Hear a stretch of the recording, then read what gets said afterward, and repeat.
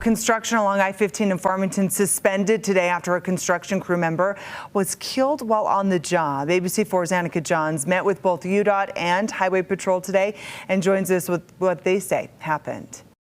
This morning, crews with the West Davis Highway project were disassembling a crane when the unexpected happened, which resulted in their 42-year-old crewmate losing his life. At the intersection of West Davis Highway and I-15 sits a construction site where earlier today work was halted after a member of the crew lost their life. Just before 9 o'clock this morning, our troopers responded to an incident inside the construction zone by the west corridor, the flyovers. We've had a crane that was being disassembled by some construction workers.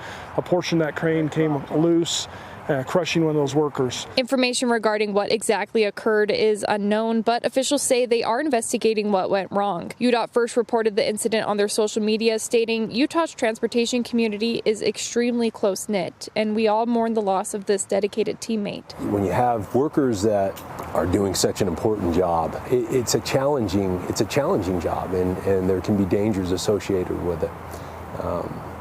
But they do it because they're dedicated, and they're dedicated to providing a service and creating great roads and a great transportation system for all of us. West Davis Highway is a new 16-mile road set to connect I-15 to Legacy Parkway at Glover Lane. Officials say that this highway project has been ongoing since spring of 2021 and is set to end summer of 2024. And there's still a lot of work that has to happen early part of next year, but you know, it's the dedication of these men and women that are out here that have made this project possible. As of now, work on the site has been suspended to give those who witnessed today's tragedy time to heal and come to terms with what happened. So to have something like this happen, where we lose a member of our construction team, it's hard to process, and especially for those co-workers that have been out there with them. I can't even imagine what they're going through right now.